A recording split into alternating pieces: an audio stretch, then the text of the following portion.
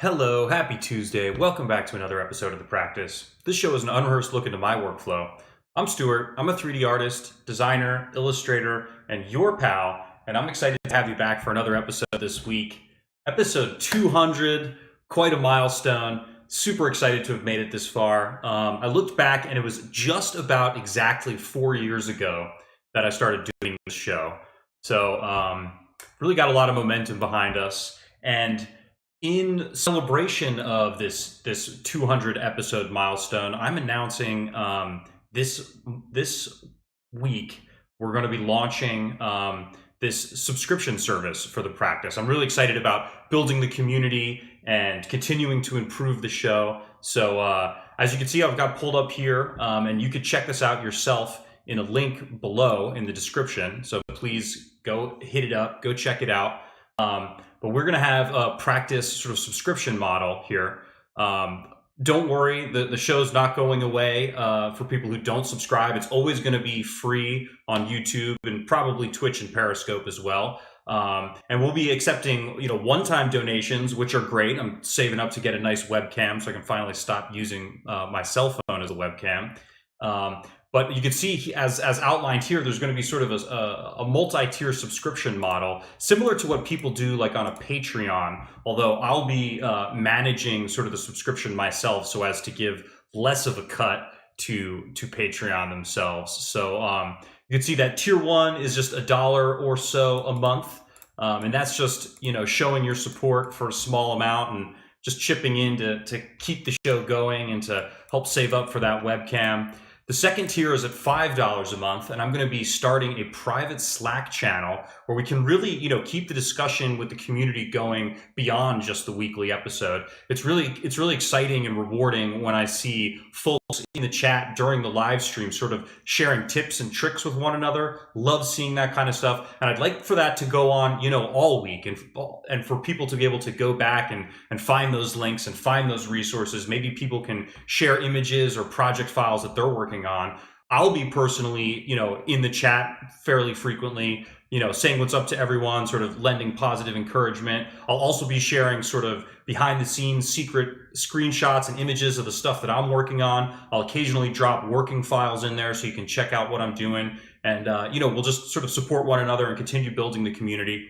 And then the third tier, which is at $15 a month or more if you're feeling generous, is basically what I'm calling like a mini mentorship. That will allow you to have a monthly email consultation with me, and you can share sort of project files or screenshots or, the creative project, ideally in 3D, that you're working on. And I'll try to share, as much constructive feedback as I can and to help push your work in a positive direction. And that, of course, includes also the access to the Tier 2 Slack channel. Unfortunately, I'll probably only be able to do like 10 of these tier 3 mini mentorships a month.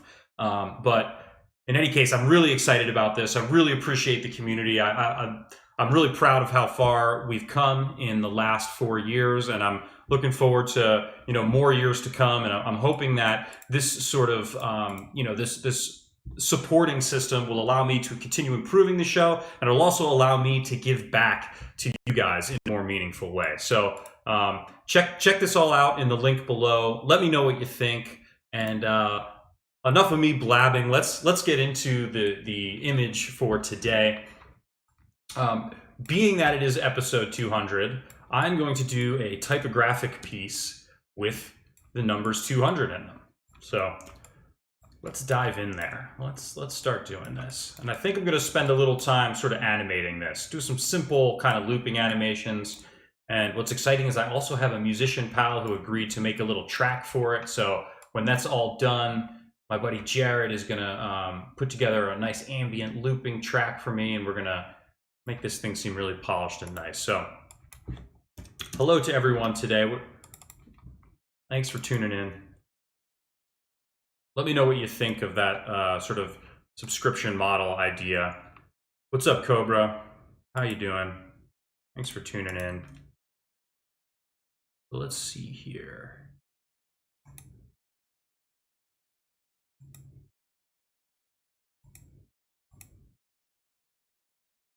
Yeah, something in there.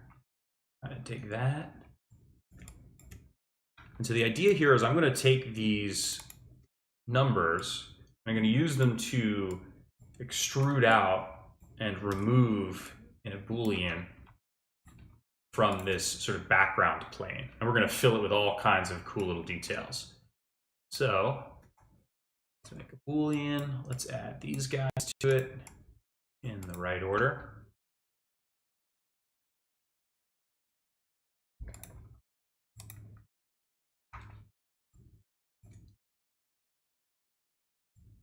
Make this a bit deeper. What's up, Benjamin? Thanks for tuning in. I'll keep saying this to everyone who tunes in. I did this whole lengthy preamble as we were getting the show started.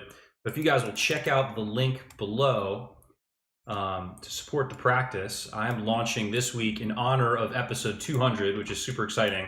I'm launching sort of a Patreon-like subscription model that is going to allow folks to, you know, not only support the show, but get involved a little further, help build the community.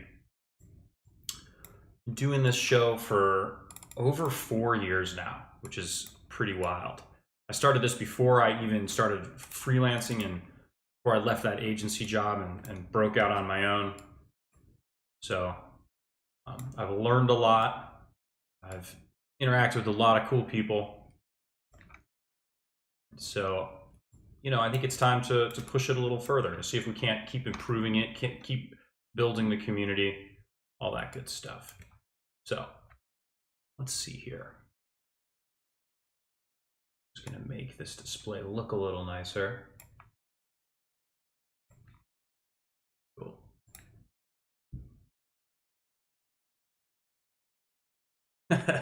Okay, Benjamin, go to your room. You're grounded, young man. All right, so what I want to do, I'm gonna make my off null, like I always do. Make a backup of this. And I'm going to expand this because I want to move these up and down a little bit, get a little bit more personality. Kind of move them around a bit.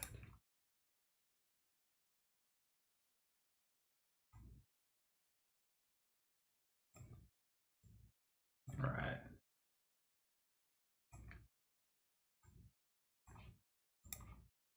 Okay. Gosh.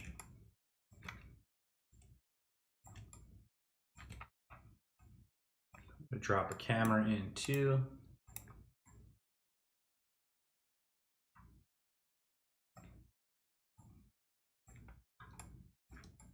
Cool. There's a start. I think might be a little premature to do this, but I'm going to try it anyway. What I'm going to do, just to get a little bit more of a smoothing effect, kind of rounding this geometry out. This is one of my favorite newish features to Cinema. This mesher. So that sort of smooth things out. And what I'm going to do is I'm going to take this down to say 4. Let's even say 3. That's a lot of mesh, but we can go to the mesher and make it adaptive. What that's going to do is drop out a lot of the detail in places we don't really need it. Right? And that's not perfect yet, but let's go to the builder, add a smooth layer.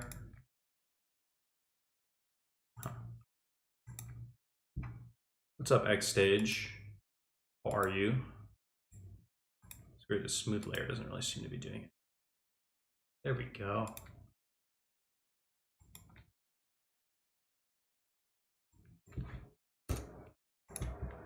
All right, we're already getting kind of expensive with it. I think maybe I'll turn that off. You can see that I'm going for this sort of rounding. But I'm gonna turn those off for the time being.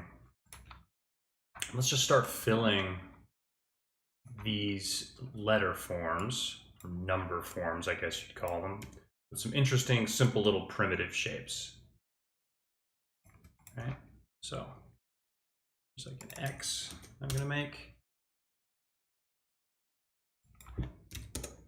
Whoops. Not it, that's not it. Not it either. Boom. All right, and for everyone just tuning in, I'd encourage you to check out the link in the description below. In honor of the 200th episode, I'm launching an initiative, like a little subscription model that I think is really going to help to grow the community, and it's going to allow you guys to support me in a way that's going to, you know, improve the quality of the show. So check that out.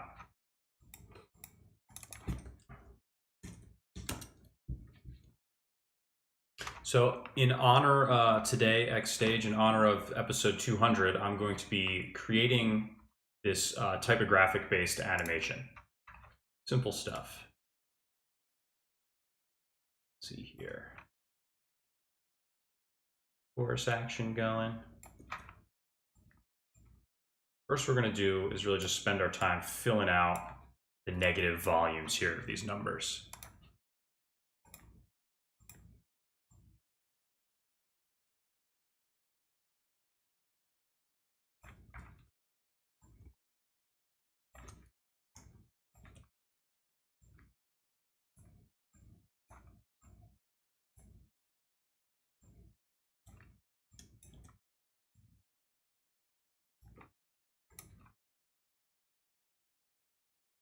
All right.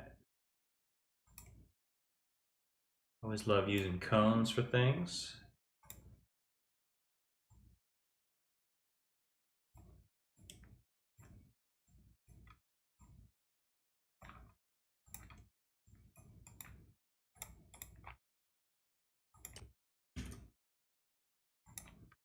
I use the standard renderer engine for now. Sometimes I use physical, but you can get a lot of good stuff done, believe it or not, with just the standard Cinema 4D renderer. Now, I have been looking into Octane a bit lately. It is something I want to explore. It is also pretty expensive, so that's another way that I think I could benefit. We can all benefit from this subscription model. Is, you know, if everyone chips in enough, I could get Octane, I could get really good at it, and then I could explain to you all how best to use it.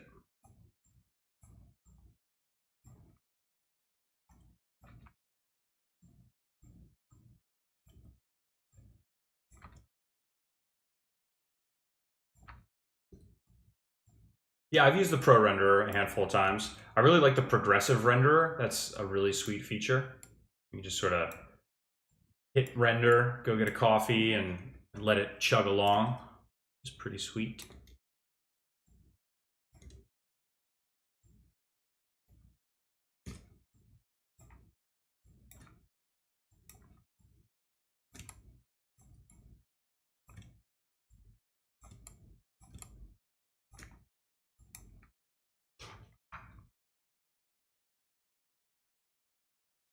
Try another thing with the torus here.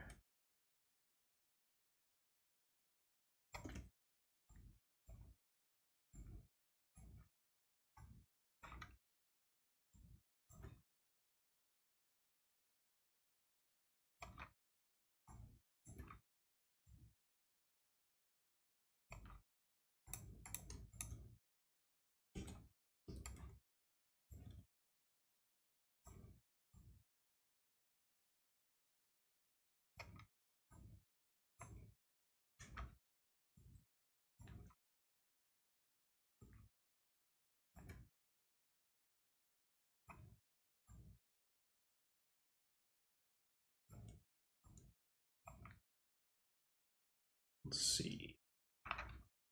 Pop it to a new file real quick. Going to make a little formula, dude. Good question, Benjamin. I was planning to use Square for now. That's sort of how I've got it all set up. And Square allows for monthly, like a monthly subscription plan that'll bill automatically every month. Is there a reason that you're not as into Square, or you prefer PayPal? Is it just that you have a PayPal account already?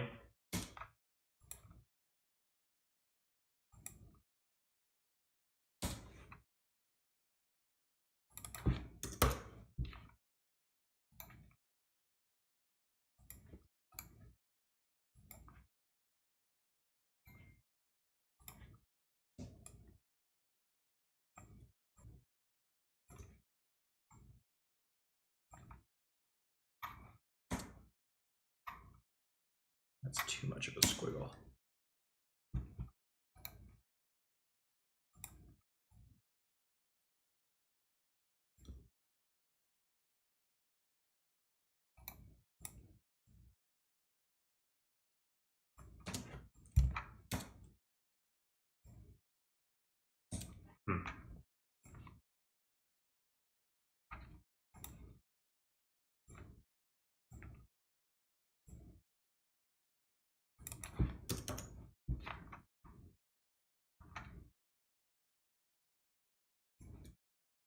Would that prevent you from subscribing, Ben?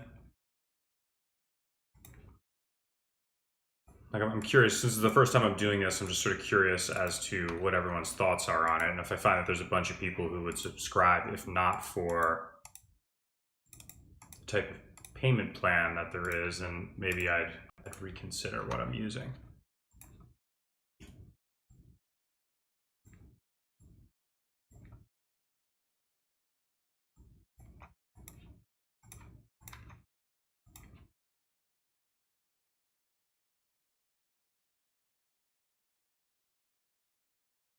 I don't think it's that hard. X stage, fairly simple. The controls can be a little different than, like, you know, paths in Illustrator, but it depends on what you're used to. In some ways, now that I've gotten used to it, I prefer using splines in Cinema to paths in Illustrator. It used to be when I first started, like, Illustrator was the program that I used probably the most before coming over to Cinema. Definitely sort of grew up in Creative Suite, if you want to put it that way. But now that I'm used to it, I actually really like the splines. There's some cool stuff that you can do. What's up, Dean Silva? Thank you. Wow, you've been subscribed since episode 50, or in the 50s. That's huge. Thanks for the support, buddy. I really appreciate it. Come a long way. It's been like 4 years, just over 4 years.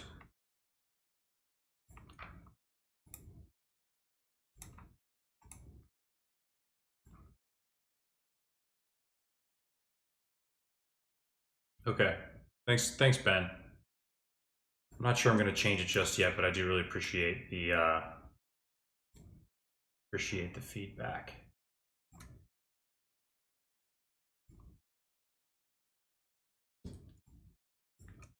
I mean, Square is pretty secure. It's very secure. It's, you know, a really ubiquitous credit card processor.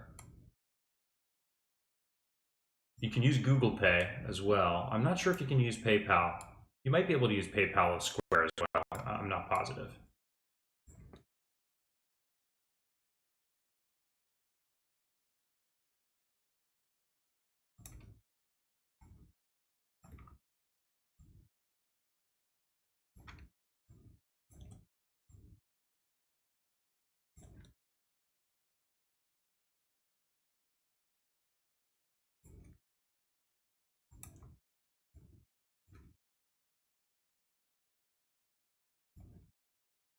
What's up, Surin? Time does pass fast. Can you believe it? 200 darn episodes. I know you've been around for a while too, Surin. Everyone that's tuning in now, I'm going to encourage you to check out the link in the description below. I'm announcing a new subscription plan that's going to help support the show, and it's also going to, you know, help build out the community. So really take a peek at that if you don't mind. Consider joining up. I'm not gonna take this away from being a free show. I'm always going to be doing this and making it available for you for free on YouTube. and some other places, but you know, it might be worth, you know, considering supporting just to help grow the community. Some additional perks that are available, might be worth joining up for those. All right, let's try pop in a new file real quick too. We've got a lot of nice, like, kind of rounded, bubbly shapes. So now what I want to do, make something that contrasts those, something a little smaller.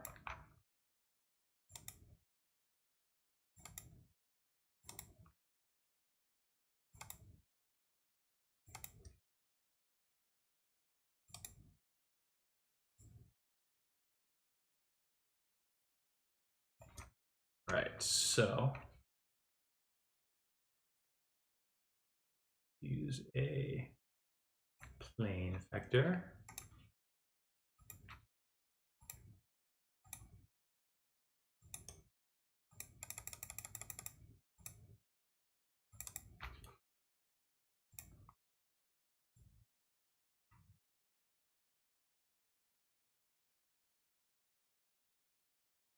That's amazing. That's really great to hear. I appreciate that. What are those professors doing?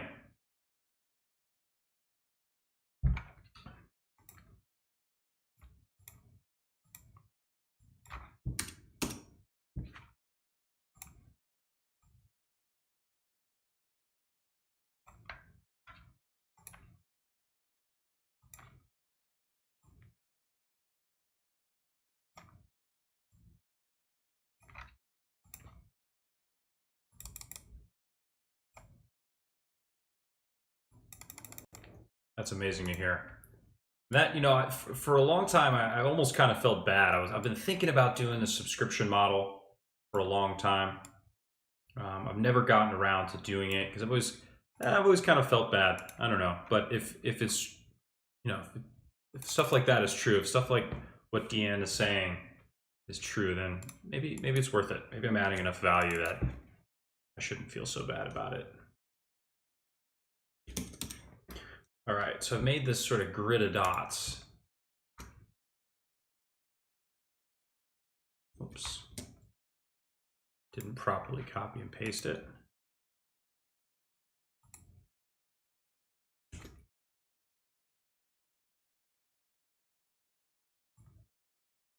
Yeah, that's interesting. So X Stage, how many years? I've been using Cinema for over 10 years.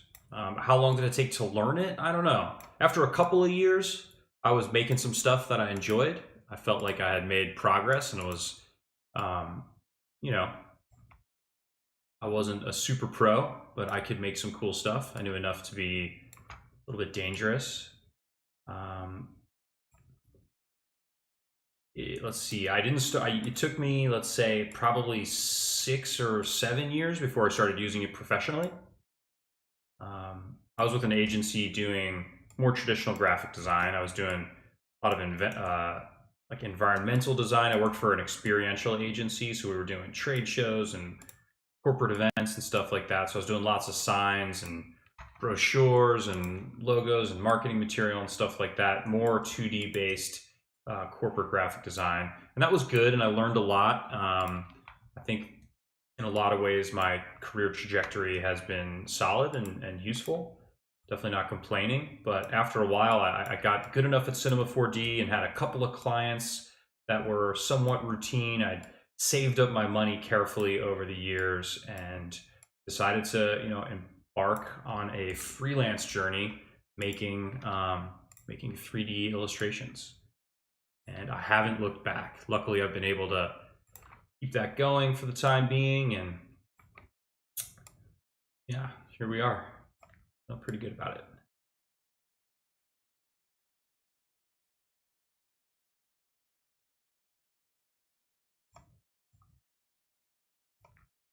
You see, adding some smaller details to these overall larger, more bubbly shapes, I think adds some nice contrast.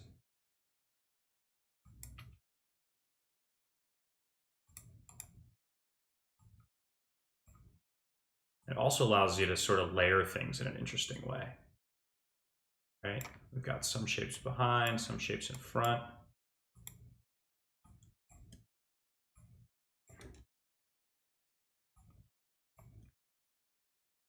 Thank you. Duetista. Everyone who's just joining, please check out the link in the description below. Launching a new subscription service that's going to allow people to support the show and grow the community and do other exciting kinds of stuff. So I appreciate you.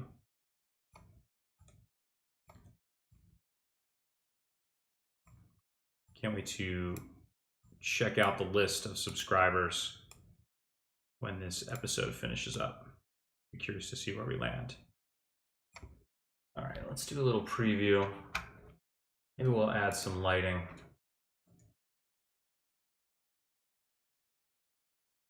What kind of lighting do we add?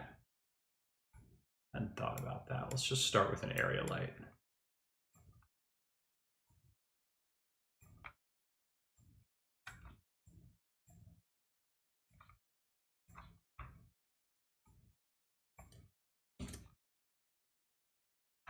Yeah.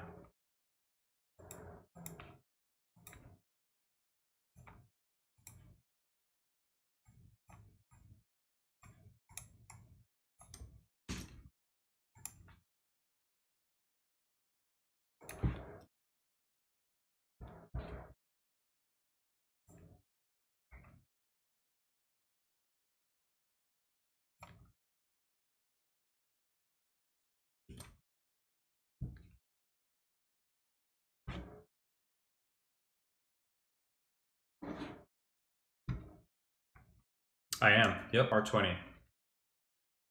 See, I don't know if you guys can see it up there in the corner. R20 it is. Let's start adding very simple texturing to this.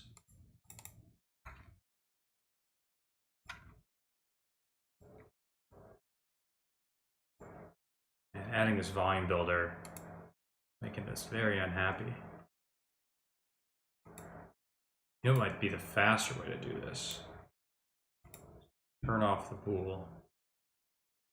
Turn off the letters real quick too.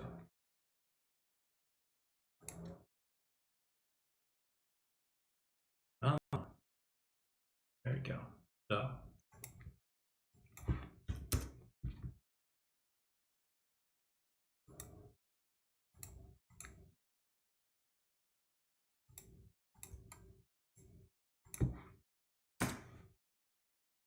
Actually, you know what? Before I destroy all that, I'm going to make a copy of it and put it in the off. And we'll pull these guys out of the volume builder. And you can use the volume builder like a Boolean. If I put the 200 above and I say subtract, boom, then all of a sudden it's pulling away, as you can see.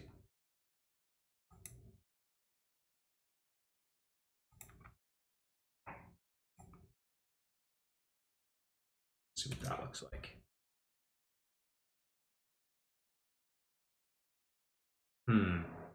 It seems like Dien is also not loving the Square service.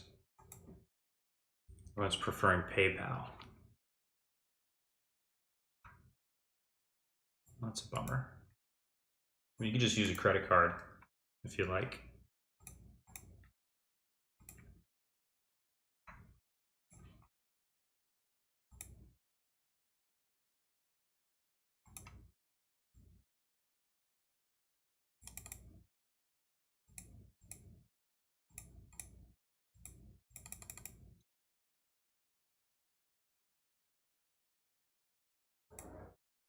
Yeah, it's not so bad actually. Let's turn the smooth layer back on and drop it down to 50. It was actually working quicker than the bool was.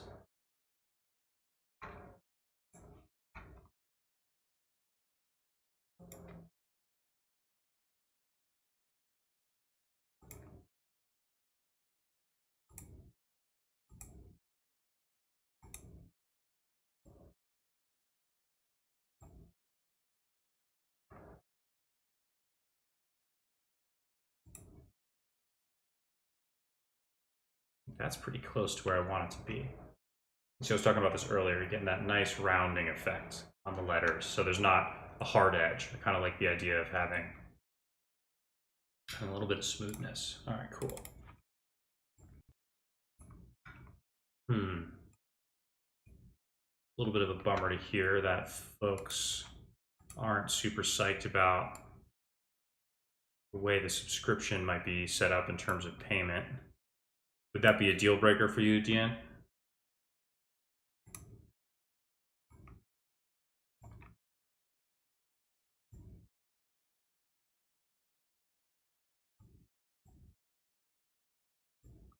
Yeah, one of the ideas that I'm excited about with this subscription and building the community is that frequently I see people chatting in this chat during the live stream.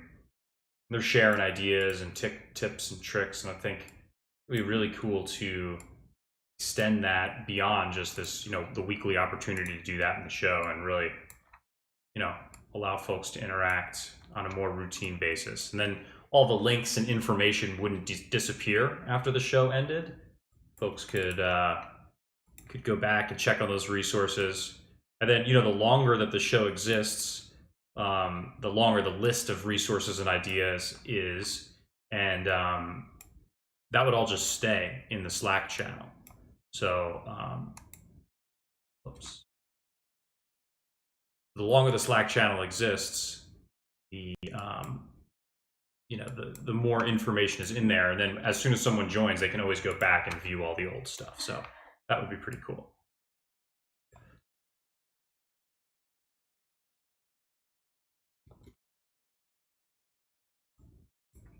That's a good question, Ben. That one I don't know.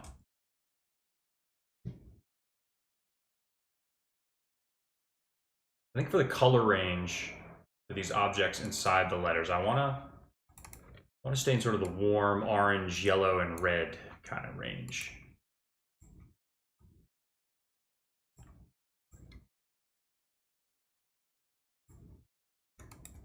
Let's get one that's like a true yellow.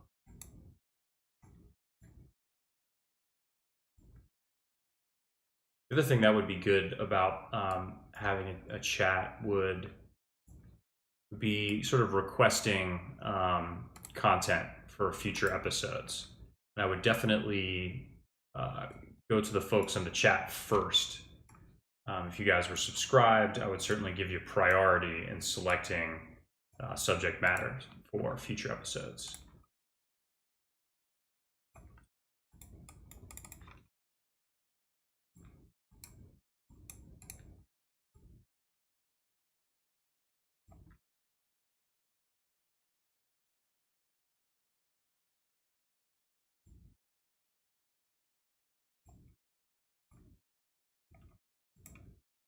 Oops.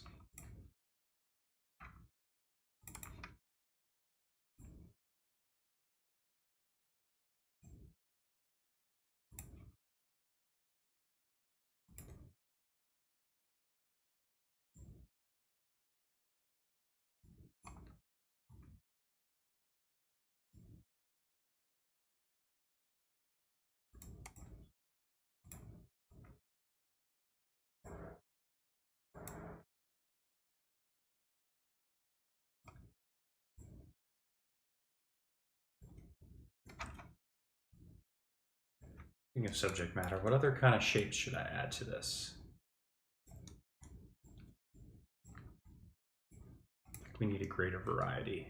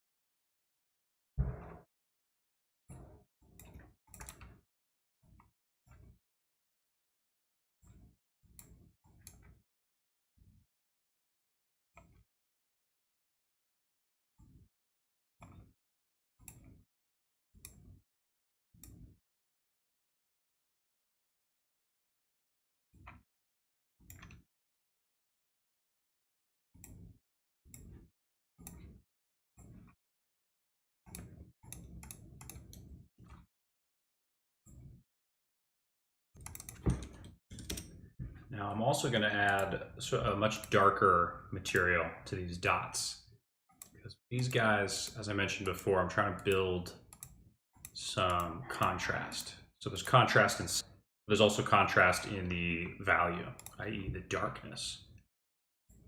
And I think I could turn this down to maybe 18, save a few polygons in the process. Yes, XStage, it's a long road to learn Cinema 4D. But I think it's worthwhile. There's so much to learn, and they're constantly adding new tools and things like that. It's kind of cool. It's kind of exciting, I believe. Do believe.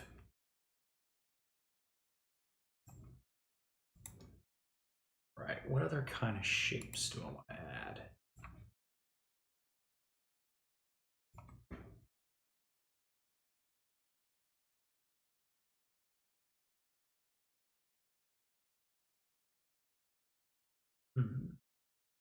Maybe a little bit of oil tank.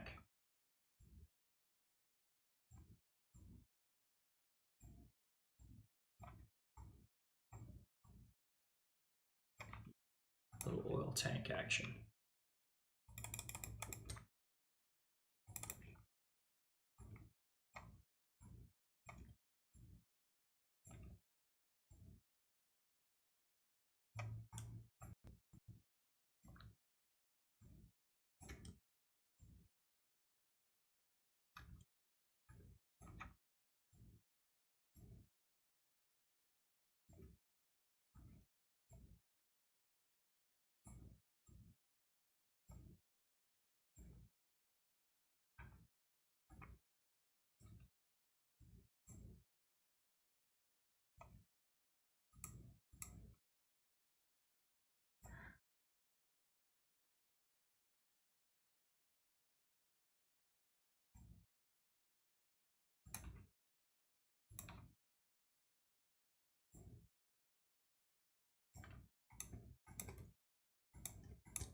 Got to clean this up a little bit.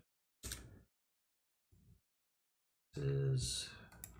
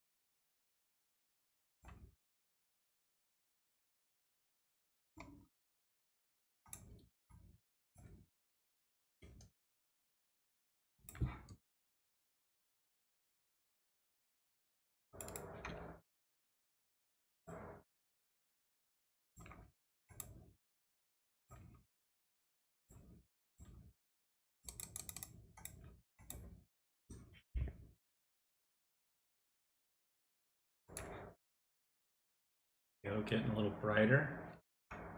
Let's adjust the camera just a touch. Make centered.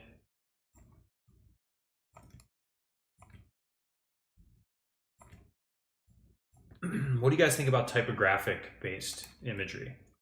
Should I do more of that?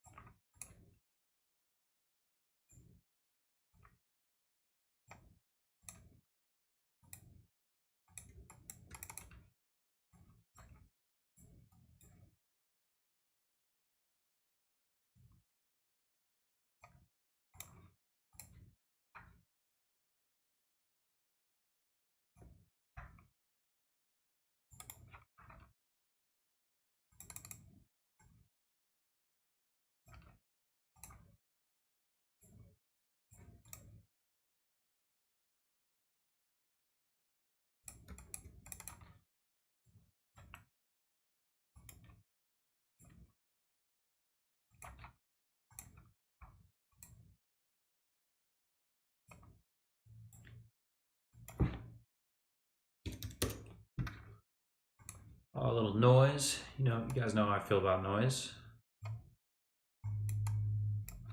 If you don't, well, I'm gonna let you know. I love it.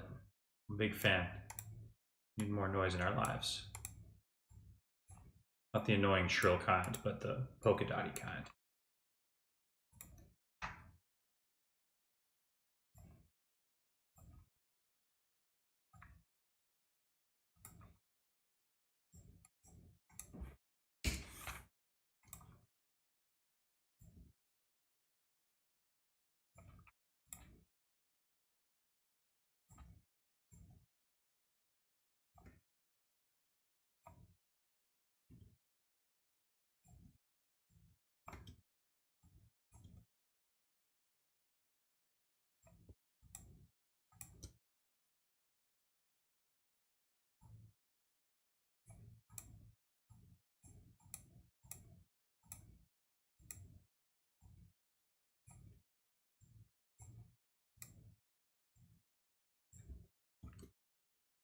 Wow, 18 viewers at once. Doesn't sound like much, but that's pretty good for me. Hello to everyone. Thanks for tuning in. For everyone watching on YouTube, check out the video in the description below.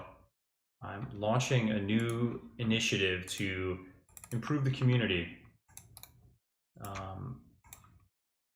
New subscription model. Really excited. It'll help me improve the quality of the show. It'll also allow you to interact more and learn more, be a further part of the community. So really excited about it. Encourage everyone to check it out. Support the show if you can. One-time donations are beautiful. Appreciate that. But then if you want to earn some perks, there's also some sort of tiered monthly subscriptions that you can join that will allow you to sort of interact in a more deep way with me and the rest of the community. So think about it.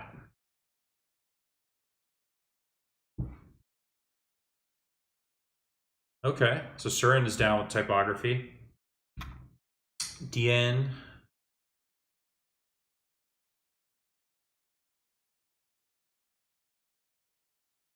Yep, kinetic typography for sure. My sister is in design school. She had to do a kinetic typography piece or two. Very popular way to learn. Xstage asks, what did you do to learn Cinema 4D? Did you go to school? So I went to school for graphic design, for more traditional 2D corporate graphic design kind of stuff, and for illustration. And the illustration that I was doing was really a lot of pen and ink, watercolor, all traditional stuff. And to be honest, I'm really glad that I started out that way, because instead of worrying about the technology or the programs, I really just spent my time training my eye, which I think is an underutilized skill these days. People see fancy renderings, they see people make cool shit on Instagram, and they want to do that. They want to start off and just get right into all the cool reflective stuff. They want to know which buttons to press, and that's cool, but I think that that's a shortcut. I think any type of sustained, prolonged, high-quality artistic output is going to have to be, rooted in the development of your eye and your taste. And I think just drawing and painting and studying the masters is really important. It doesn't come easily. It takes a long time. And I would almost guarantee that pretty much all of the artists whose work you really admire, they have they've spent a lot of time working on their eye and less time just making something cool that people appreciate instantly. Hope that makes sense. Euclides, I'm wondering if that's the right way to pronounce that. No, I don't use Octane Render, although I've been thinking about getting Octane. It's kind of expensive and it's a little bit complicated. I'm not sure how to use it yet. It's funny, we're just talking about pressing fancy buttons. So far in my 3D career, I've only used the native Cinema 4D renderers, and that's worked really well for me so far. It's not to say that there isn't a lot of great stuff about Octane, because there is, and I've been thinking lately, now that I've got so deep into cinema and have a fairly good understanding of it, maybe it would be a good time to start learning some of those skills. But as of now, no, I haven't started using Octane, and I'm thinking about you know, investing in it and starting to do that. So if you support the show, that'll help me afford Octane. Then I can bring you lots of information about it once I get good at it.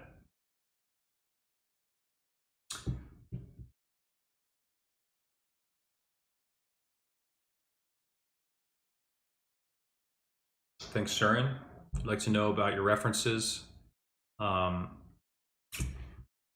So yeah, I mean, that'd be a great thing. If you know, if you sign up for the tier 2 membership, I'm going to be opening up this Slack channel, and I can drop in a lot of my references in there. I'll share art that I find that's really cool.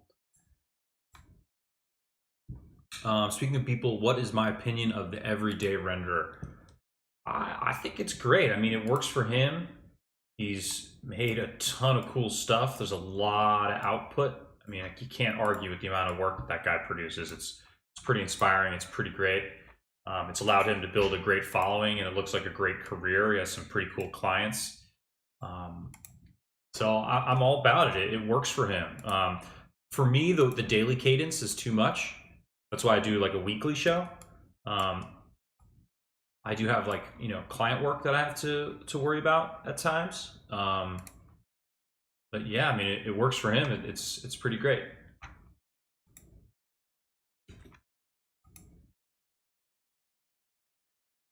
Boring. Angel, Angel, are you saying I'm boring, or are you saying people's stuff is boring? Either way, I won't be offended. But personally, I do get a little bored of it. I think I hear what you're saying. It's not that there's anything wrong with it in particular. It's just sometimes it feels a bit formulaic. And if you follow him for a while, which I do, I follow him on Instagram. It's definitely worth keeping an eye on what he's making. You notice that he'll start reusing models or similar sort of stuff. I get, you know, I don't know, just putting Trump's head on a robot and, you know, calling that a finished piece. You know, it's not for me. I respect the hustle. I respect the output. He's not the artist that just like really gets me going. There's some artists whose like work I just really get excited about. He's not necessarily one of them. Although, you know, in fairness to him, sometimes he'll put out a piece of work that'll like really blow my mind, and I'll be like, wow, that's a really good one. And what about you guys? What are the artists that you appreciate? What are the artists who are the artists that get you going?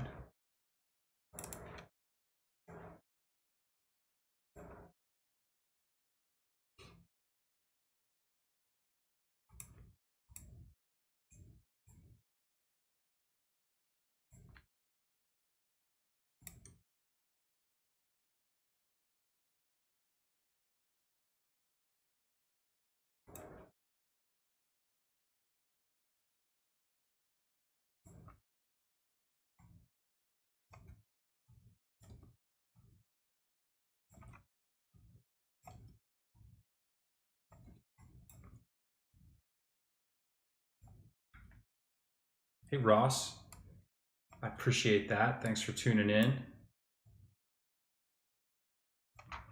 Appreciate the kind words. For anyone just tuning in, I encourage you to check out the link in the description below. Launching a new subscription-based extension of the community. It's kind of like a what do you call it? Like a Patreon subscription model, but I'm just going to be managing it myself instead of going through Patreon. Possibly one day in the future I'll move over to Patreon, but they wind up taking a decent cut of everything, and I don't foresee this getting huge. Maybe it'll be a couple hundred subscribers or something like that, and it's something I could probably manage on my own. We'll see. It is subject to change, though, as I continue to grow and build the show, and you know, I'll definitely keep you guys informed and posted, but you know, all that stuff is subject to change.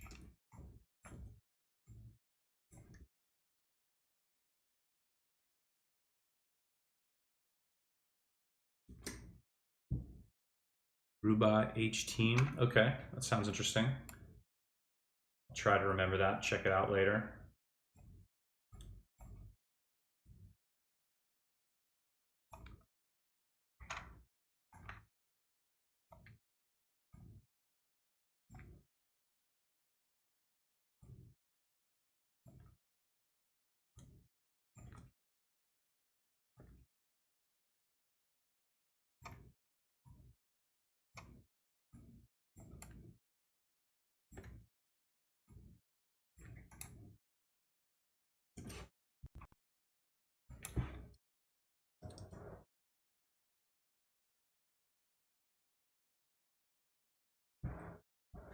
Hey Ross, I was using a bool at first, but I'm actually using a volume builder now. What you can do is you go into the volume builder and you can set some of the objects to subtract, which acts like a bool. But then I added a smooth and a reshape layer, and instead of a boolean which would have like hard edges, I have these sort of rounded edges, which is what I wanted for this piece.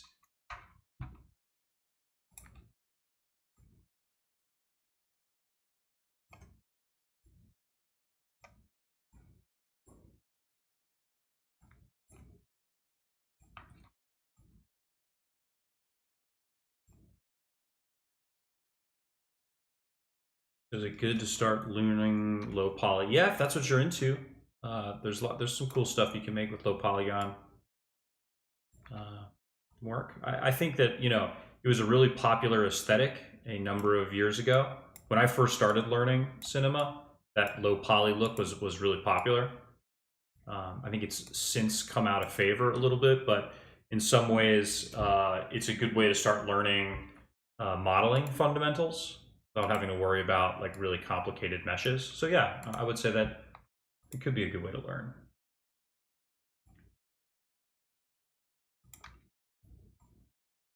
Right, so this is coming together. I think I want to start playing with some animation here.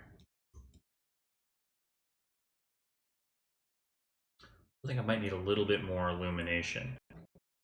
Although maybe I should do that just by using luminance here. So maybe bump that up a bit.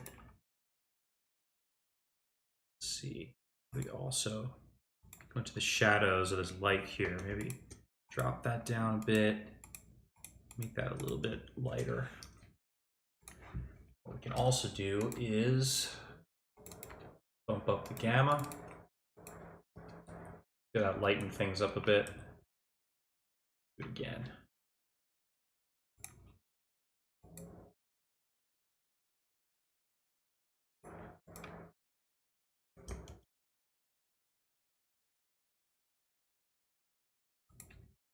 Cool.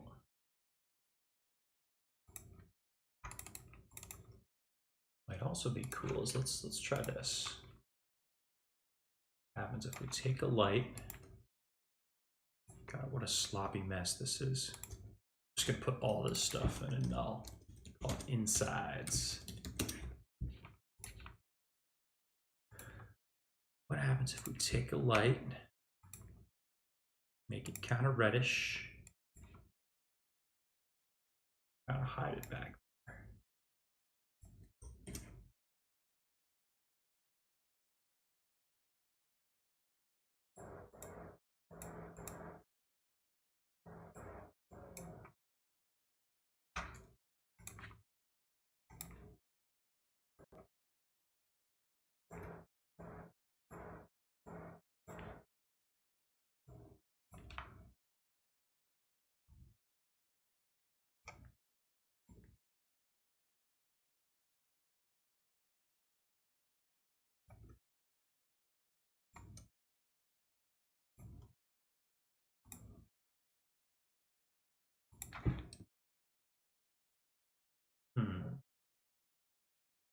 Much perhaps?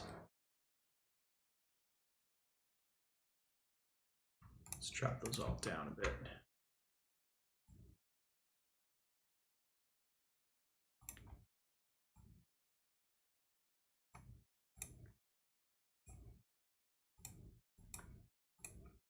Really just experimenting here.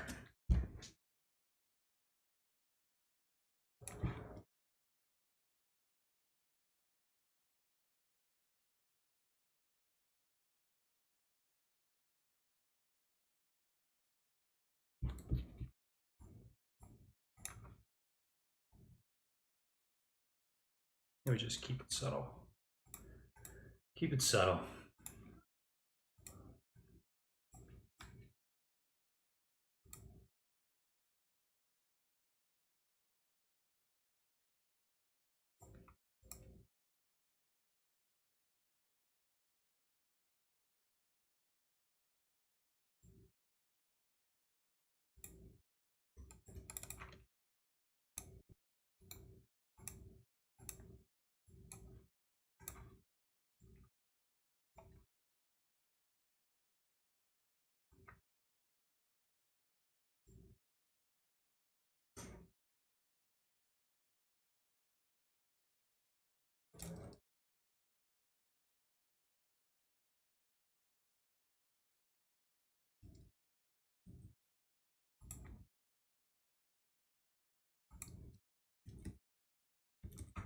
This is some of the beauty of the Slack channel, I think, getting folks chatting with one another.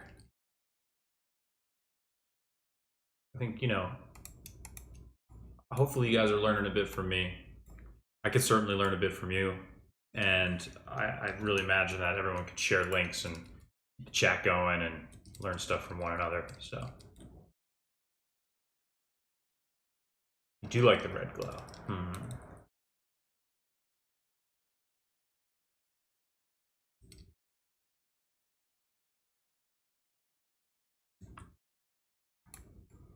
Yeah, I'm not sure. Struggling with it. Going back and forth.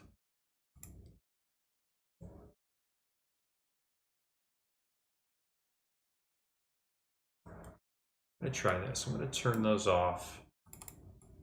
And what I'm gonna do is bump up the luminance on these dudes. They'll start casting more light around in there.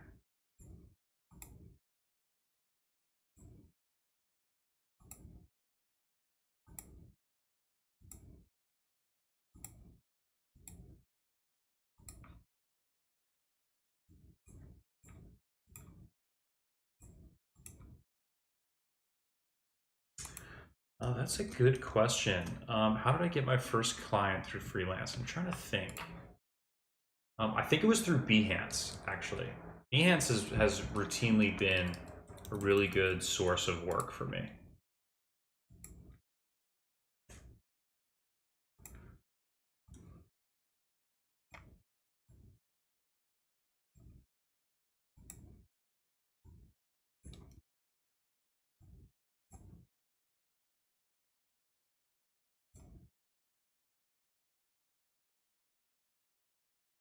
That's interesting. That's a cool idea. What I think I'm gonna do, this is something I do all the time, but I love doing it, so I'm gonna try it again. What I'm gonna do is add a formula effector to this whole inside group, and bring it off to the side. I'm going to adjust the position here a little bit. It's a little bit more gentle. I automatically get a little bit of wavy animation. It's too much at the moment.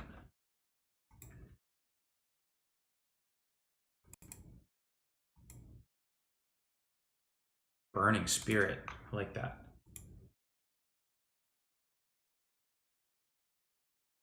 Yeah.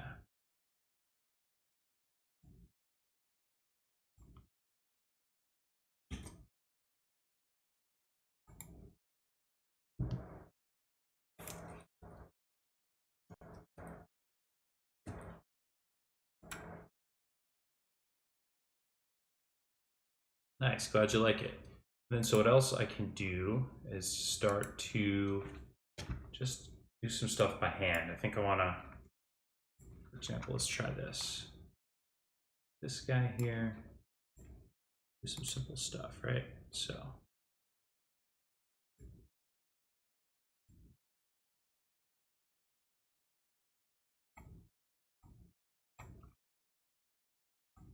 Okay. Start growth.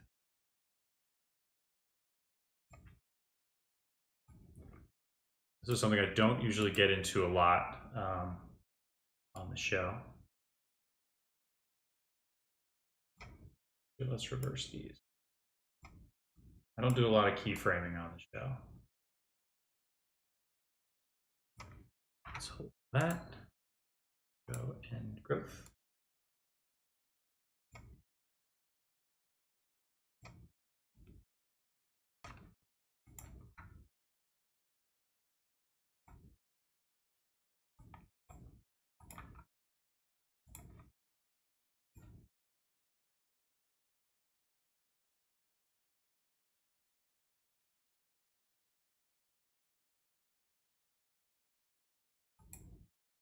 Cool. Now I think I'll be able to do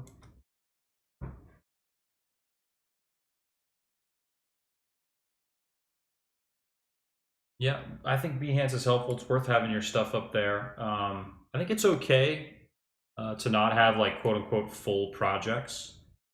Those full projects are nice, but not 100% necessary.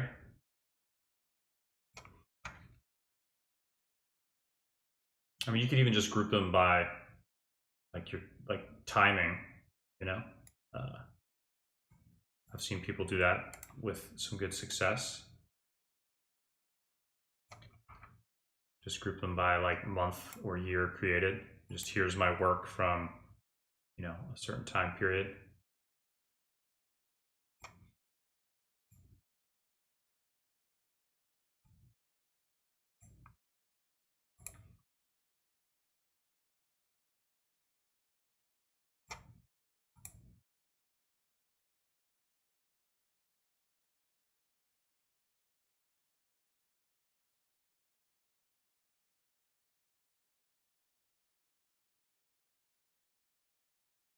Yeah, for sure. Hopefully that's useful.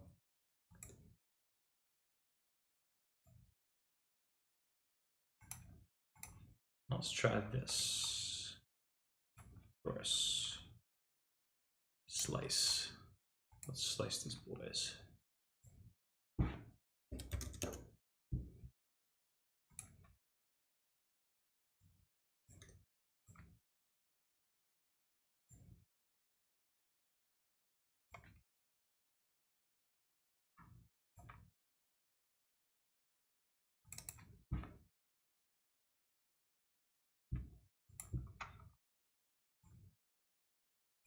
You know what I'm going to do is I'm going to turn this formula off for the time being. It'll make it easier to scrub through this stuff.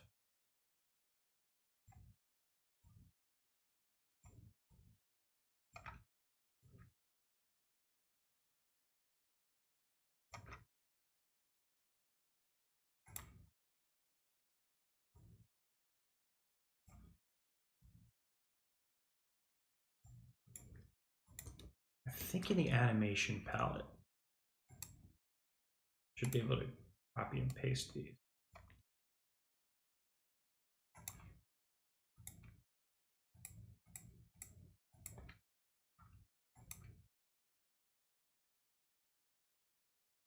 Nope. Oh.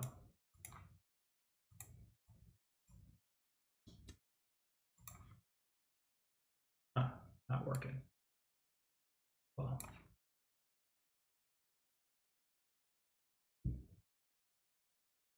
It is. Yes. Thank you, Ross. I really appreciate you tuning in and appreciate the positive comments. Good luck to you. Hit me up on Instagram. Say hi.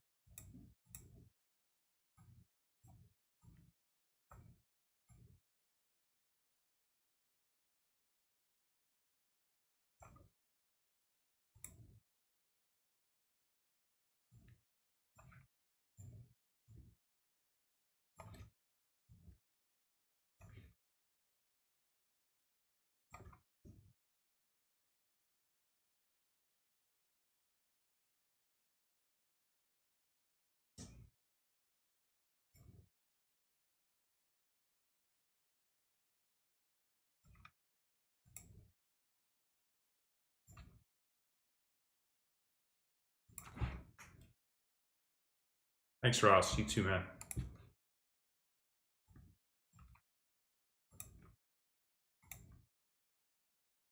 I'm thinking there might be an easier way to animate those guys. Let's try this.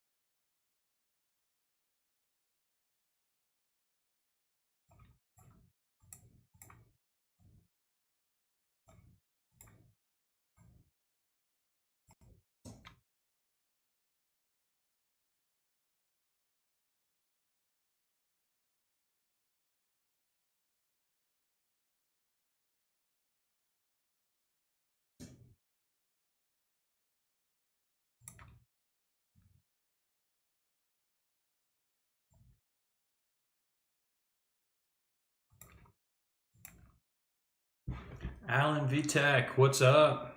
Thanks for tuning in. Episode 200 indeed.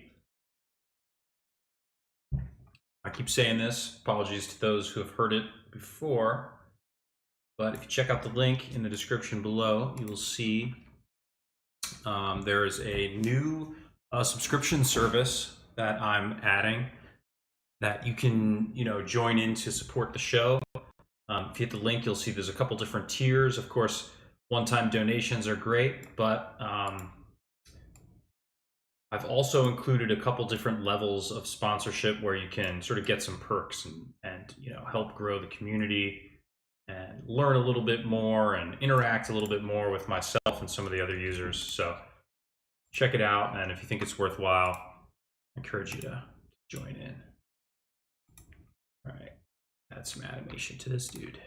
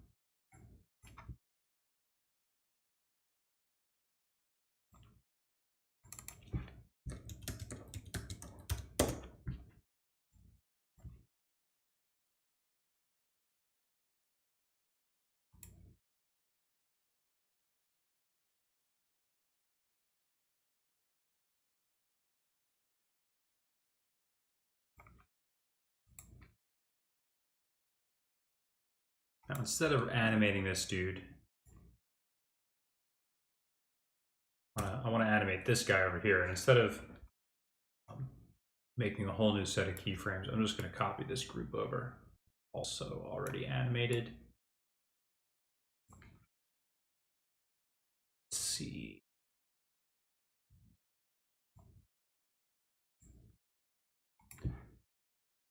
That dude. Grab this guy.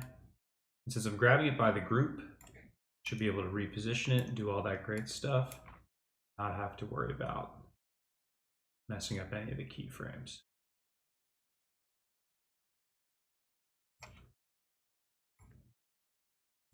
Whoops. Rotate that a bit so it lands where we want it to.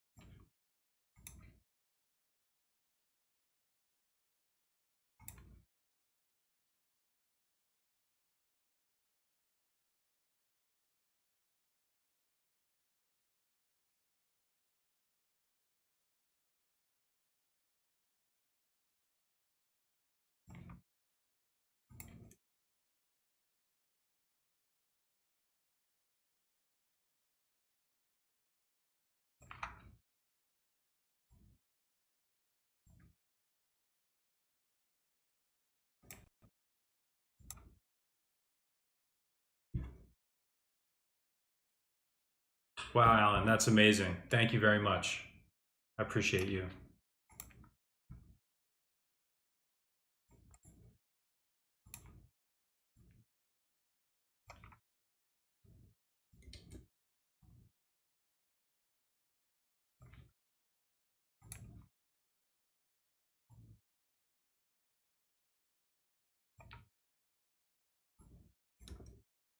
Really appreciated that comment you left last week too.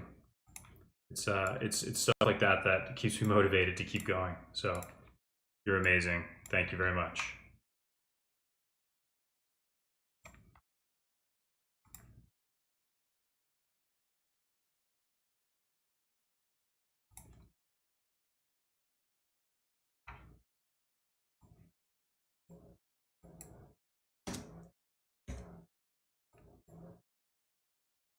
Oh, there.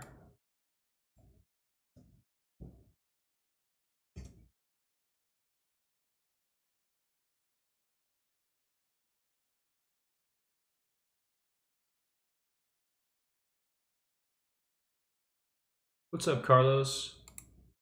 Thanks for tuning in. Hello to you in Brazil.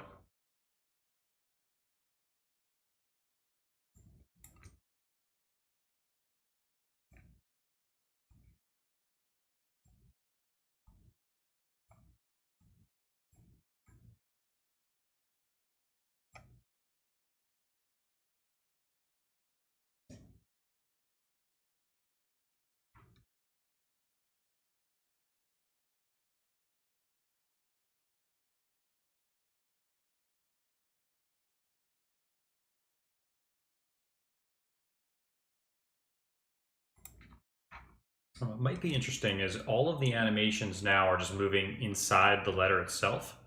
I'm wondering what'll happen if I sort of unify the letters, something that moves across them all. Let's actually try that.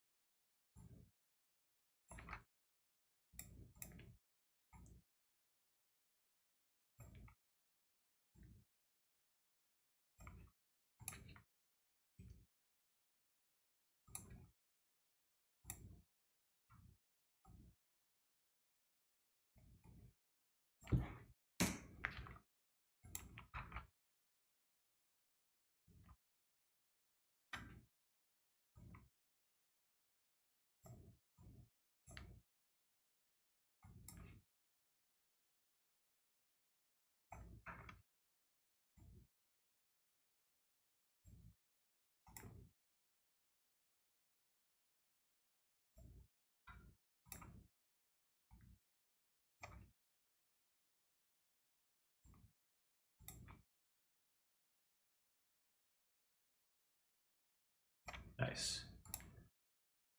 That's about what I had in mind.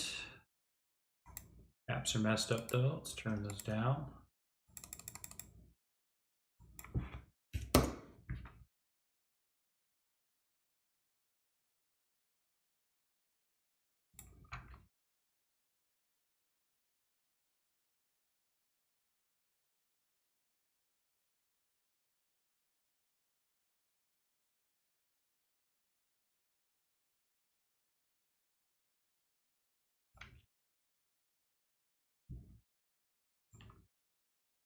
Doesn't quite reach all the way across. Reposition that a bit. Maybe I'll move it up a bunch.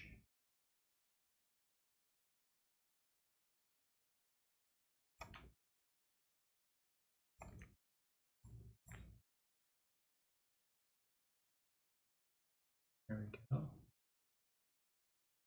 Kind of cool.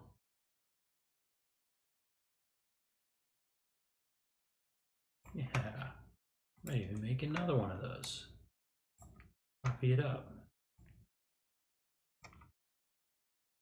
Let's change the angle.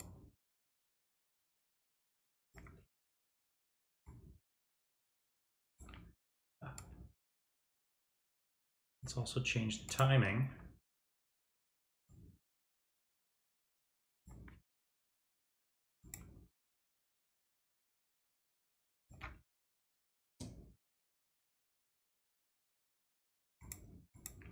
I'm gonna turn off that formula just so this animation runs a little quicker.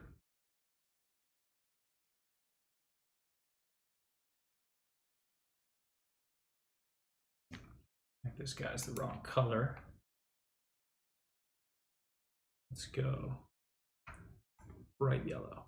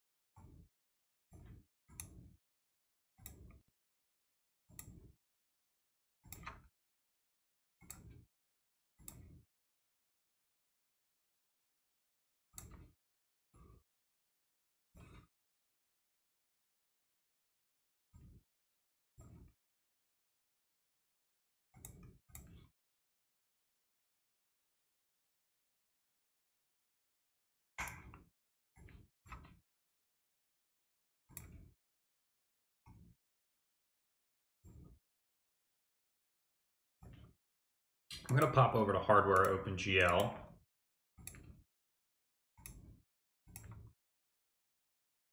Just do a quick test rendering. This should render like ultra fast. Look at that. Yeah, less than a second per. Oops. I'm also going to do is I'm going to deselect things. Turn these off just so we get a better view of everything. This is a great trick. If you want to render just what you're seeing in the picture viewer, then, or sorry, in your your perspective view, your main view here, you go to Hardware OpenGL. I'm going to turn on just a little bit of anti-aliasing, which is going to make it a little bit smoother. That's going to run just a really quick preview animation. Now I can sort of see what I'm dealing with here.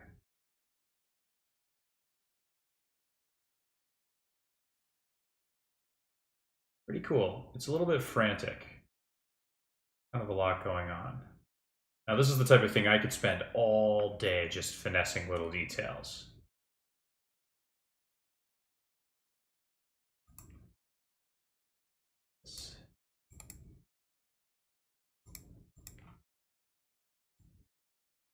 Oh, it's just a little group, I guess. What I forgot to do was turn the formula effector on. So let's run, make this bigger. Let's run it again.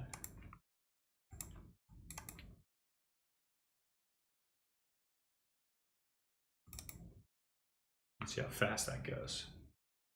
Still less than a second per frame.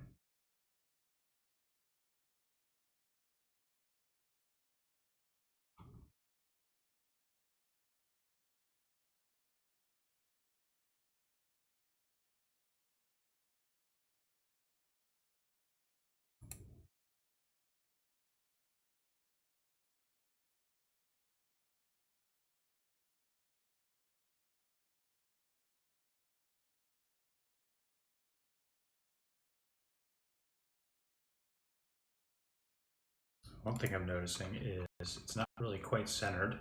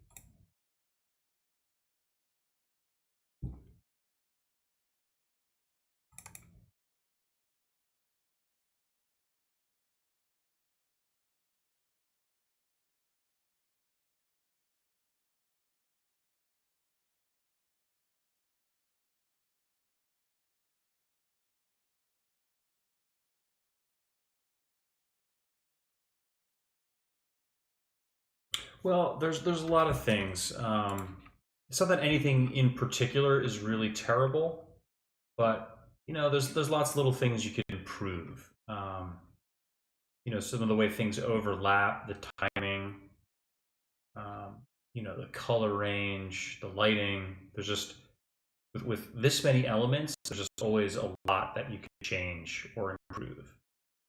I don't hate it; it's not terrible, but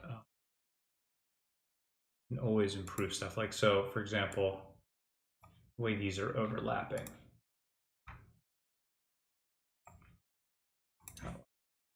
Adjust the position of that a little bit.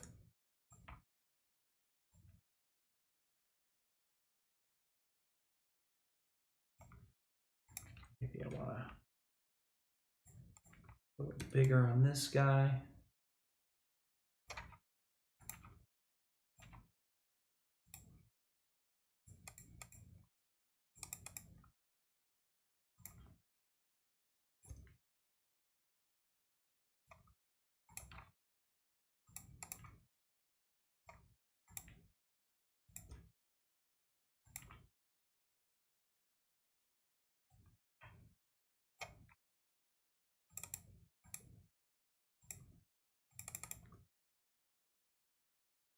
Muito bom. Parabéns. About all the Portuguese I know. Lutador.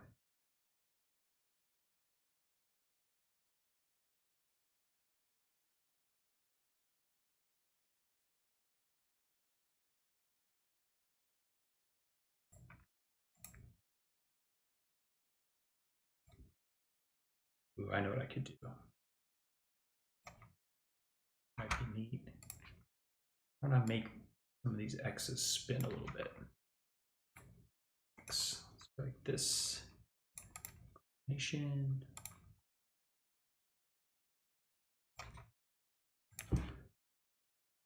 Plus 180. What? Oh, not all those X's, just this X. Grab the wrong group. Okay.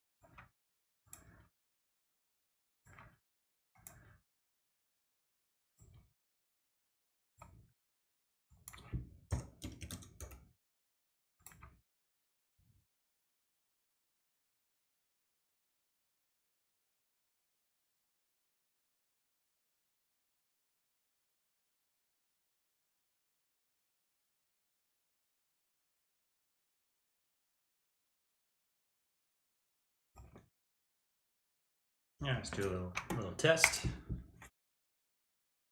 Another little test. This is doing these hardware previews. A really great way to sort of test the movement of things without committing to the full length it would take with all the ambient occlusion and you know your bumped up render settings.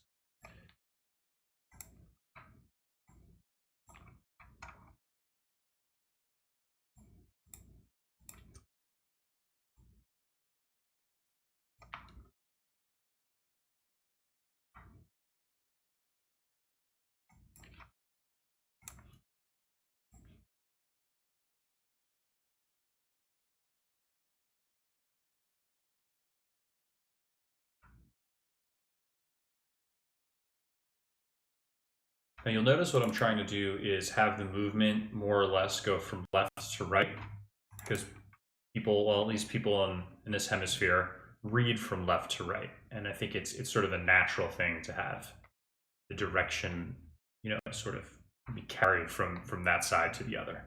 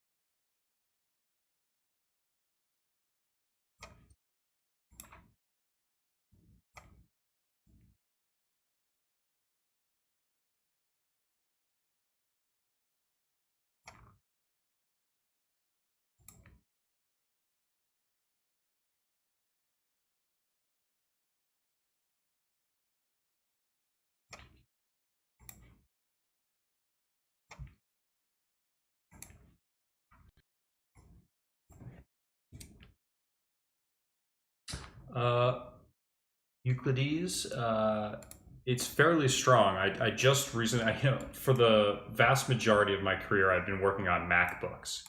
So, up until recently, I was working on a mid 2015 MacBook Pro, which wasn't ideal, especially if I was trying to do animations while live streaming. Just did not make my computer happy, as you can imagine. Now I've got a fairly robust PC that I custom ordered earlier this year, the nice NVIDIA graphics card and all that cool stuff. So yeah, it's much stronger. I can't remember all the specs off the top of my head. I'm not really, to be honest, I'm not super technical with computer stuff. But yeah, much stronger than it used to be.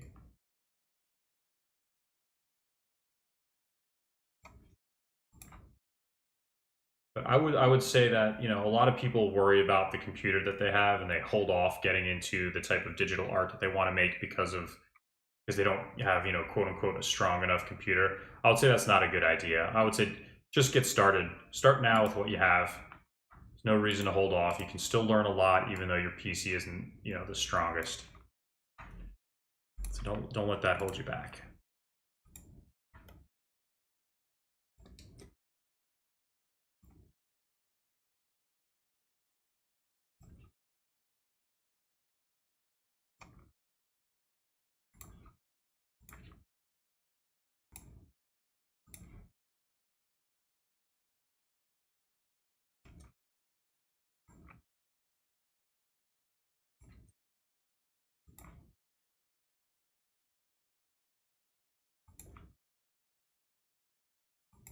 Let's do another little testy guy.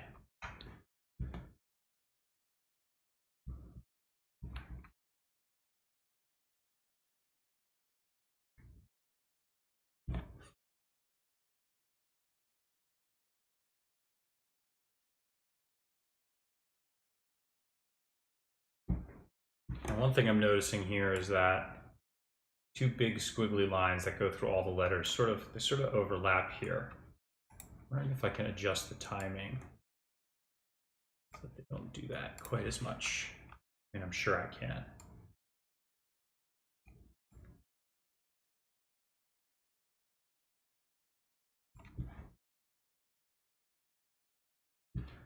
Good question, Deanne. I've thought about doing that. In fact, Skillshare approached me late last year to see if I would be interested in doing that kind of thing. And as of now, I'm not really interested. It's a lot more of a time investment. You got to prepare a whole thing. And for me, it's not about preparing super specific tutorials. That's not really what I'm passionate about. What I really like doing is just kind of freestyling a little bit. What I do with this show is I have a rough idea of what I want to make, but I kind of improvise. I don't kind of improvise. I improvise a lot. And I don't know if that's everyone's cup of tea, but that I think is something that differentiates me from a lot of different shows. So this isn't just about, a specific tutorial, learning how to make one type of thing. This is about, showing my whole creative process with the issues and errors and warts and all, as they say. I know that has its downsides, but it also, in some ways, it makes it easier on me, and I think it differentiates me from a lot of different shows. So, not to say that I'll never do it. Maybe that's something I want to explore one day, but for now, I'm kind of happy with the arrangement.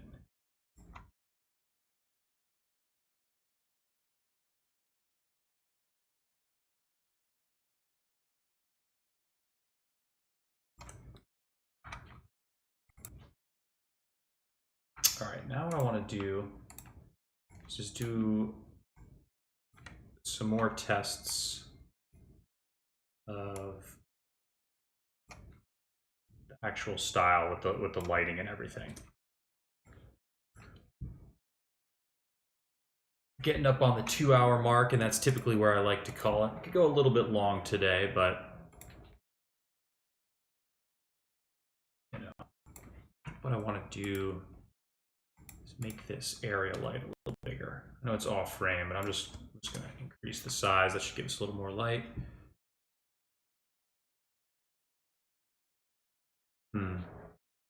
Well, I would say, Euclides, keep going. Save up for a new PC and get there eventually.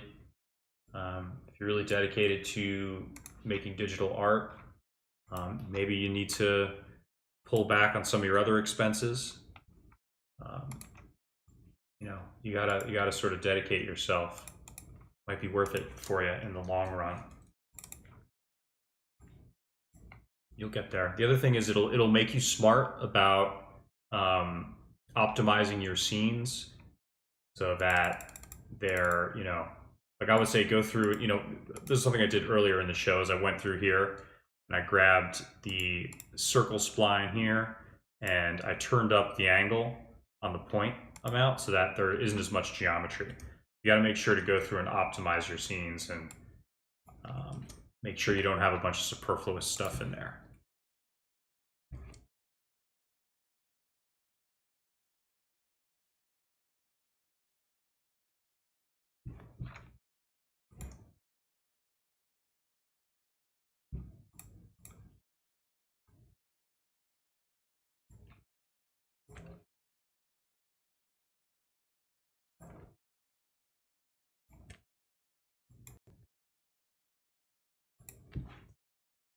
I was with you know, I was on a weak PC for like 5 years, and I did what I had to do. Saved up, set up rendering so they would go overnight. Didn't do a lot of I didn't do a lot of animation. Did much more static imagery, smaller sizes, all that kind of stuff.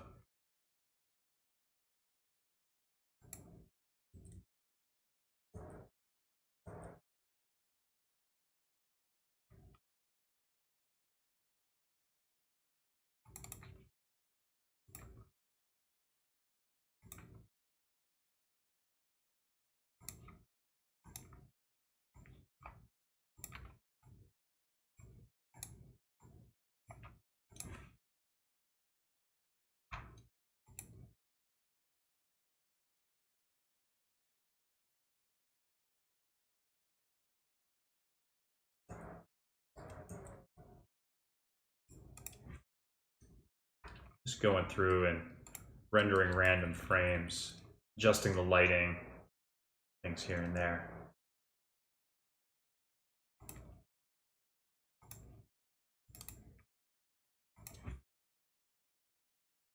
I think I might even want to add another light.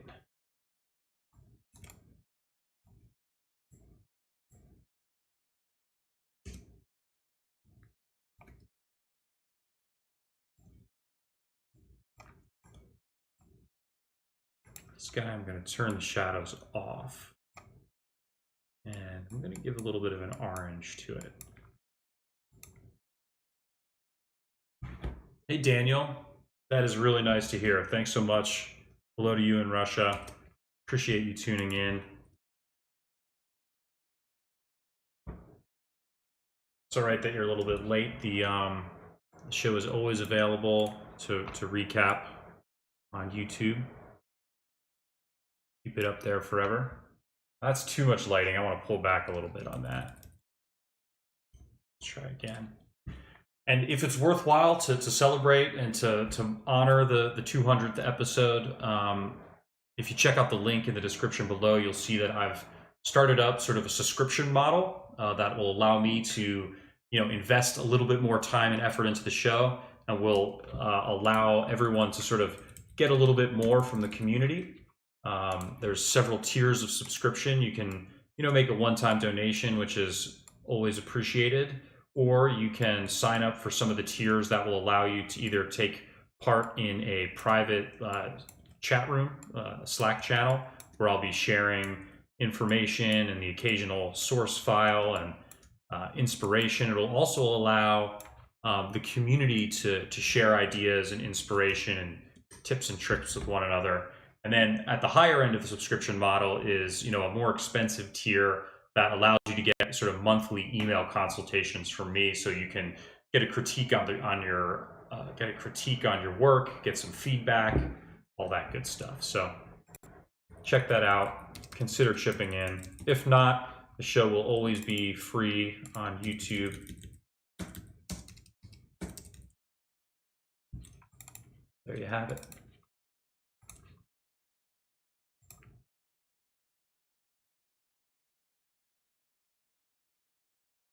That's awesome. Hello to you in Angola. I'm glad to be here to help out. Glad you find it useful. It's inspiring. It's a blessing. It's awesome for me to be able to interact with people from around the world. So hello to you and yours. Hope you're all staying safe and healthy in these rather strange times.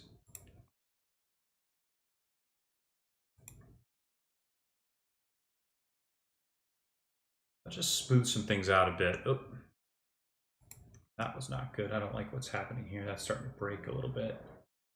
I also want to compare sort of the smoothness and also the render time per frame.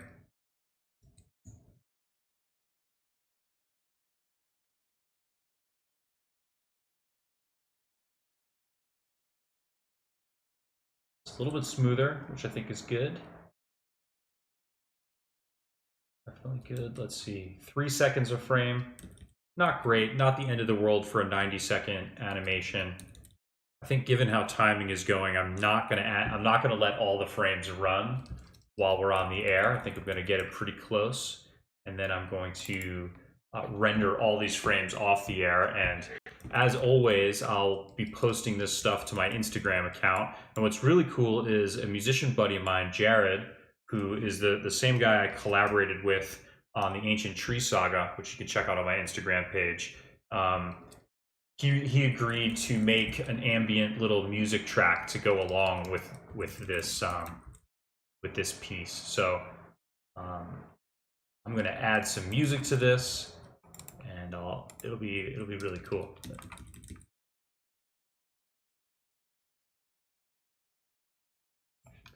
I'm going to do this as I'm happier with. Let's see. Oh, actually, a little bit lighter on the ambient occlusion. Add just a little bit of red to the shadow. I'm also going to go a little bit higher on the gamma. Another test rendering. Then I'm going to do one more of these hardwares, these OpenGL renderings. Turn the anti-aliasing up a little bit, and do all frames. This will allow me to do sort of a lower resolution preview of how this will ultimately look.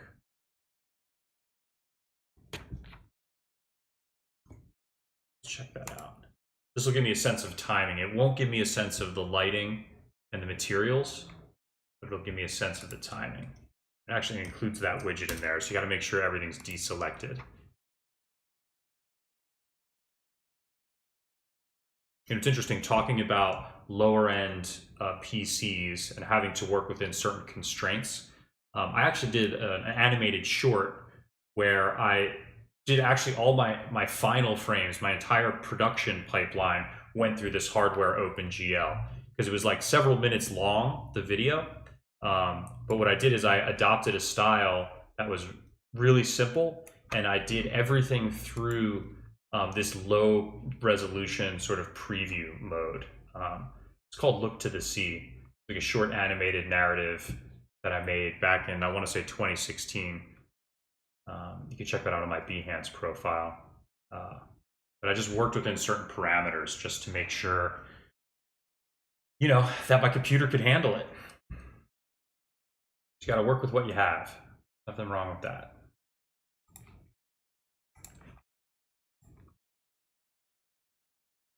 I'm going to move this guy forward. Down a little bit.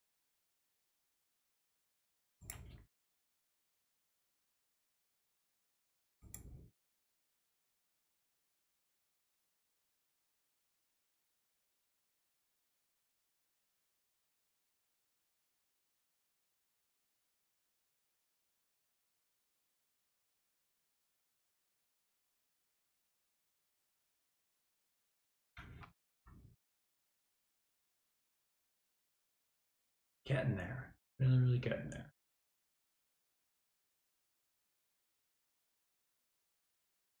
I feel like we need one of these spinny X's. Be in the 2. So I'm just going to grab this guy, copy him over, find a little spot for him to live.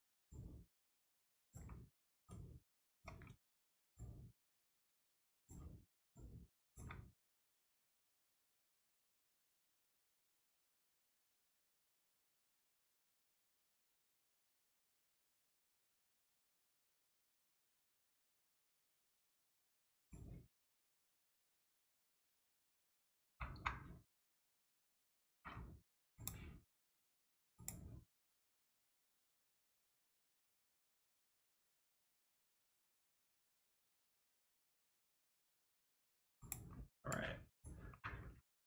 Let's look at the lighting one more time. Current frame, standard render. Let's check it out. What are the books on my shelf? Oh, all kinds of stuff. Design books, art books, self-help books, novels, a whole list of things. I think there's an architecture book or two in there. Bunch of different stuff.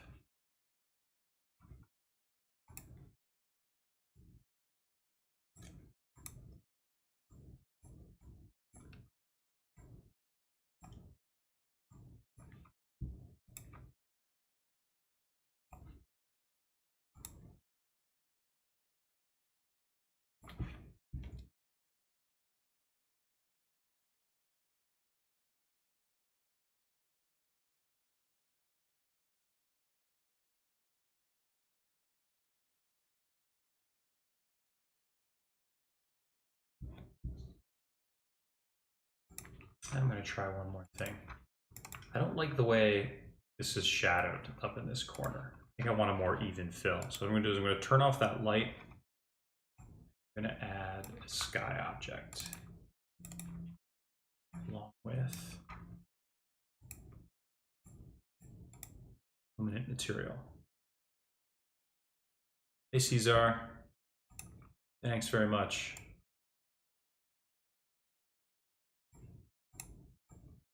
Thank you for tuning in.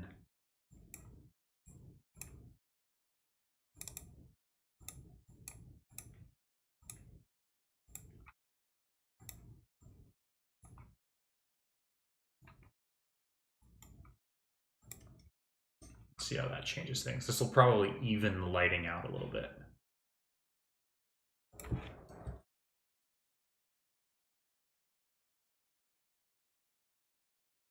That's a little better.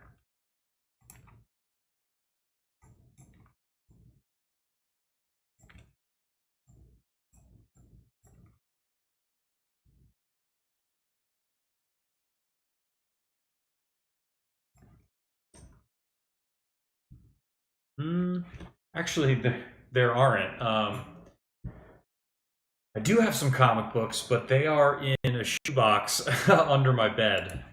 I haven't opened up the comic books in a long time. A lot of those are from when I was a kid.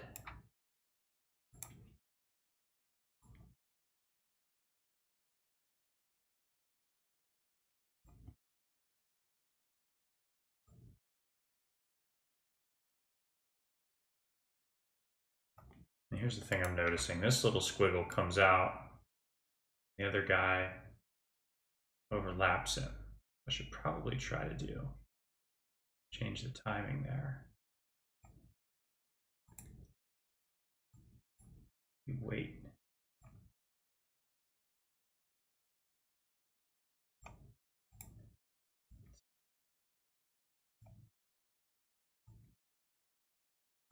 Start out being in position, and he runs away. That other guy shows up.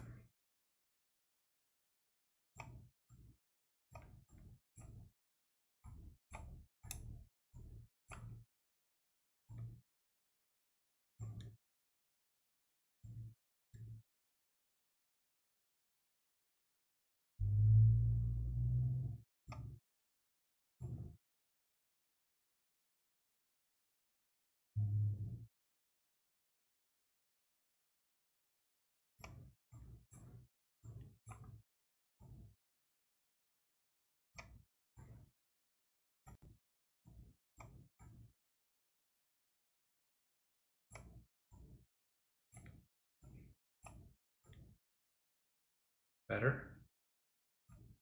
Earlier on, there was like the question, like, what else could you change? What else do you not really like?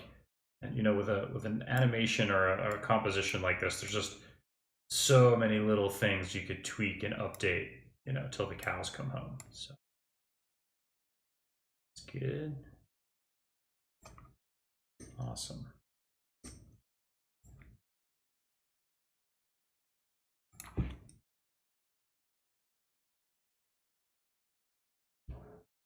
Ooh, DC or Marvel? I'd probably say Marvel. I was a bit of an X-Men fan when I was growing up. I thought Wolverine was awesome. I thought Cyclops was really cool. Nightcrawler, awesome character design.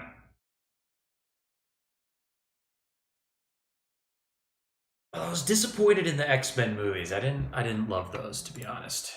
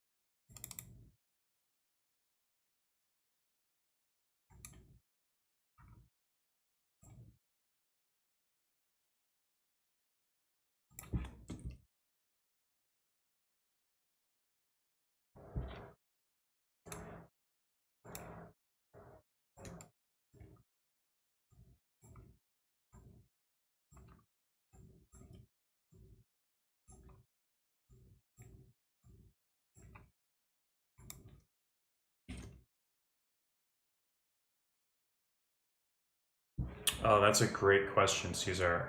I actually recommended this book on the show. See, I'm going to interrupt myself and say that change in the lighting really, I think, improved things a bit.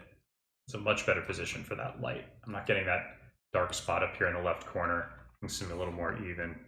So I'm a fan of that. To answer your question, one that comes to mind immediately is something called The War of Art by Stephen Pressfield. I've recommended it a handful of times on this show. I think even as recently as the last episode. He talks about resistance and showing up to do your work and being a professional and keep pushing even though you might not necessarily feel like it each day. But very inspiring. It changed the way I sort of approach my daily work habits. So I definitely recommend the War of Art by Stephen Pressfield. I think that's another beautiful thing. I'm not sure if you were around, Caesar, but if you'll when I talked about this earlier in the show, but if you check out the link in the description below, you'll see that I've started a subscription model for the show, and in the second tier, you get access to a Slack channel, and this is the type of stuff we can share with one another. We can, you know, I'll certainly post stuff about the books if there's stuff that comes up during the show. I can post links to it in this chat. You know, members of the community can share with one another, critique one another's work, and sort of help push one another in the right direction. So, very cool thing. I encourage you to check that out. If you're feeling motivated or feeling generous, maybe you donate to that. Yeah, Dean was there. All right, I honestly think about ready to call this good. It's not perfect. This is the type of composition that I could really tweak endlessly, but we're I think a little over the 2-hour mark at this point, and I need to get on with the rest of my day. I actually, luckily, had a bunch of client work come in recently, so staying busy. Can't wait to share some of that stuff with you guys. Doing some stuff for a website redesign, doing some stuff for a mobile app with some fun character designs. Staying busy, which is awesome. Let's do all frames. Let's actually put this up as a ping. Go. New folder, frames, 200 frames. Output all frames. Awesome. There we go. I am just about done. I'm not going to subject you to the entire rendering process of this animation. I think it'll take a long time. But as always, I'll post it on my Instagram page when it's finished. Hit me up at DLGNCE on Instagram and Twitter as well. Although I'm less active on Twitter than I am on Instagram. Twitter tends to make me sad. But I really appreciate you all turning in. Oh, you bought it. Oh, DN. I can't wait to hear what you think about that. Let me know. So yeah, so congratulations for making it to the end of the show. Those of you in here that waited around the full 2 hours, that's very awesome. I appreciate you. A milestone today, episode 200. Feeling really good about that. 4 years of the practice in the bag. Maybe there'll be another 4 years to come. If you find this show useful, I'd encourage you to consider subscribing or donating. Check out the link in the description below. Really appreciate each and every one of you.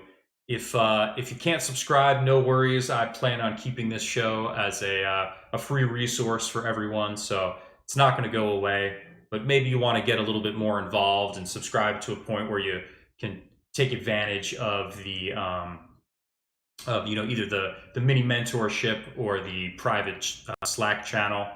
Like I mentioned, hit me up at DLGNCE on social media. Please hit subscribe, hit that thumbs up button, help me out in the YouTube algorithm. The website is diligence.studio, where you can see my most up-to-date, thorough body of work. And this is Stuart saying goodbye. I appreciate each and every one of you. Episode 200 in the bag. Thanks so much. I'll catch you next week. Later.